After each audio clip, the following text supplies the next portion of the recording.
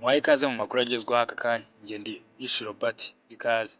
Guverinoma y'u Rwanda yamaganye byimazeyo ibihano Leta Zunze Ubumwe za Amerika zafatiye umunyamabanga wa Leta muri Minisiteri y'Ububanyi n'Amahanga n'Ubutwererane ushinzwe ubufatanye n'Akarere, General James Kabarebe, zimushinja kugira uruhare mu makimbirane akomeje kwiyongera mu burasirazuba bwa Congo. Ni ibihano byatangajwe kuri uyu wa kane na Minisiteri y'Imari ya Amerika ndetse binafatirwa Lawrence Kanyuka, umuvugizi w'ibiro rya FCM23. Umuvugizi wa guverinoma y'u Rwanda Yolande Makoro yagize icyo avuga kuri iki cyemezo agira ati ibi bihano nta shingiro bifite, impanga akwiye gushyigikira n'abangamira umuhate w'akarere kari gushyira mu gushaka igisubizo cya politiki. Yolande yavuze ko iyaba ibihano bishobora gukemura amakimbirane yo mu burasirazuba bwa Congo, ati twakabaye twarabonye amahoro mu karere mu myaka 20 ishize.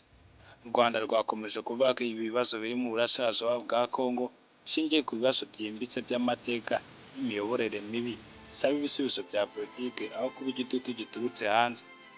Amerika yatangaje ibyo bihano biciye mu biro bishinzwe kugenzura imitungo mpuzamahanga muri Minisiteri y'Imari yayo ariyo HOFACE.